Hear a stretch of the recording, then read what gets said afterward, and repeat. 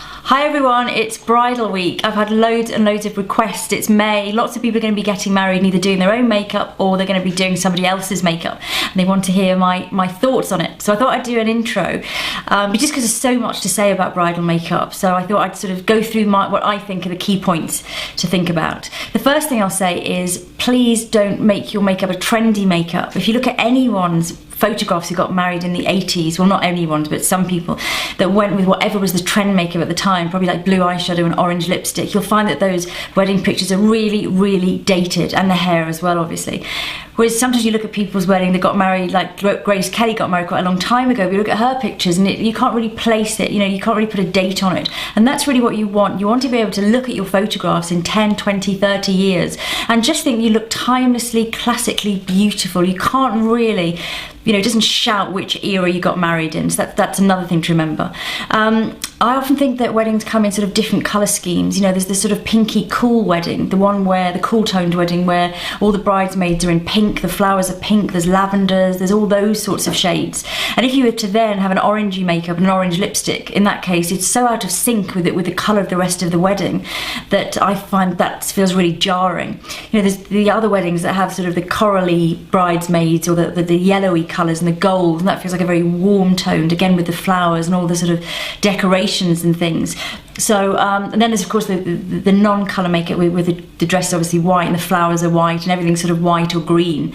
Obviously you can do whatever you want in that case makeup wise. And then there are the winter makeups that have the red dresses and the red roses, and in a situation like that, a red lip would look beautiful, a soft red lip and maybe a rosy cheek would really lend itself to that sort of theme of the makeup.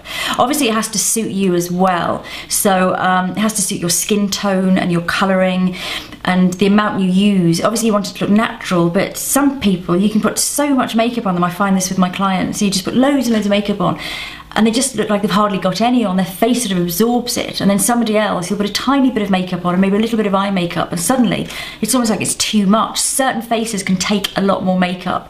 And in terms of, if you're having a cool, maybe coloured wedding and there's lots of bluish pink roses and bridesmaid dresses, and you think, well, I want my makeup to tone in with that, but I don't suit those really bluey tones. You can still sort of think about different ways of doing it. There are so many different pinks. For example, this is quite blue pink and this is a sort of more neutral pink. So if you didn't suit the blue, you could still go for the more neutral pink, but it would still tie in with the theme and the sort of colour of your wedding and give you that very sort of classy feel.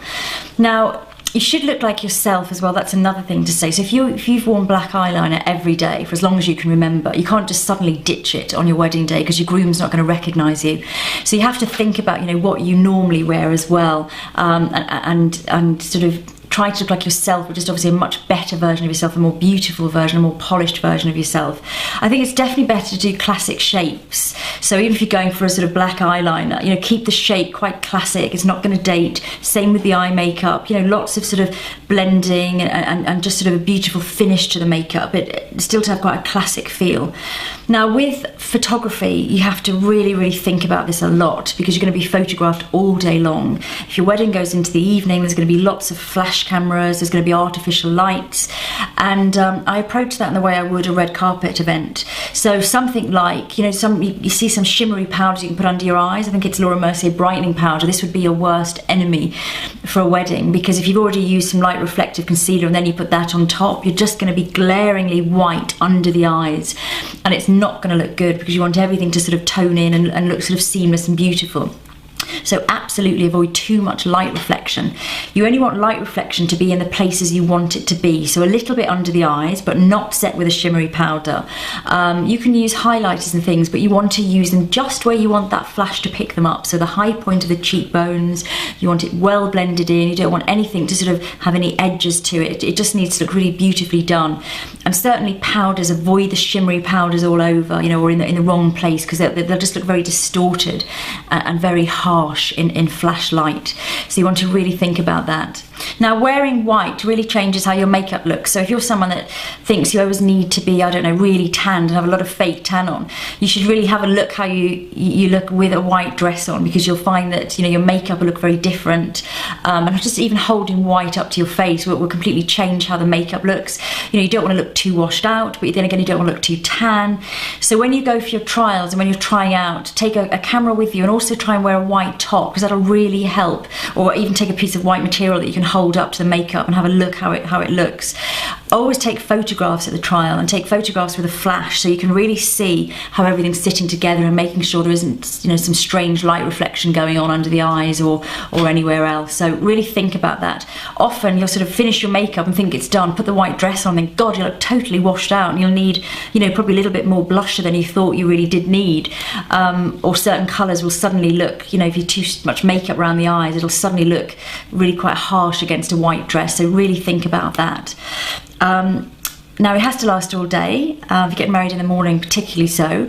So look for long-lasting formulations. So if you're using eye pencils, or waterproof pencils, waterproof mascaras are really good ones now that really do work. Waterproof cream eyeshadows, long-lasting cream eyeshadows. All of these things will really, really help. And apply your makeup in thin layers. So if you're using a primer, maybe don't put too much moisturiser on before. If you can get away with it, even just go straight to the primer. You know, loads of moisturiser, loads of primer, loads of foundation, loads of everything. It's just going to come off. It comes off so much quicker than thin layers, which are really well blended and in synergy with the skin. They're going to last so much longer. You probably will need to touch up, especially lipstick, because you tend to kiss everybody after the wedding and people just keep kissing you all day long. So ask your bridesmaid or somebody that's with you to have some powder, a little compact in a bag, some lipstick, maybe a bit of concealer.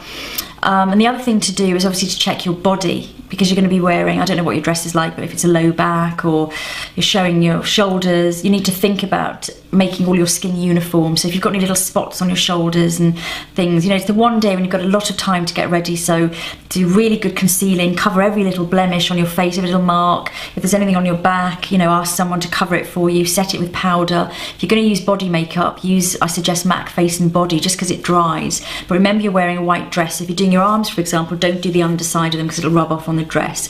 And just keep your body looking really, really uniform in colour. You can use highlighter, but again, be careful where you use it. It is going to pick up massively in the flash. So to make it subtle and to make it classy, maybe just use the top of the shoulders, the collarbones, the smaller areas, just to give your skin a really polished feel. And that's it.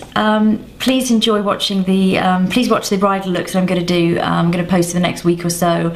And I hope all the information was helpful and you have a great wedding. Thanks for watching.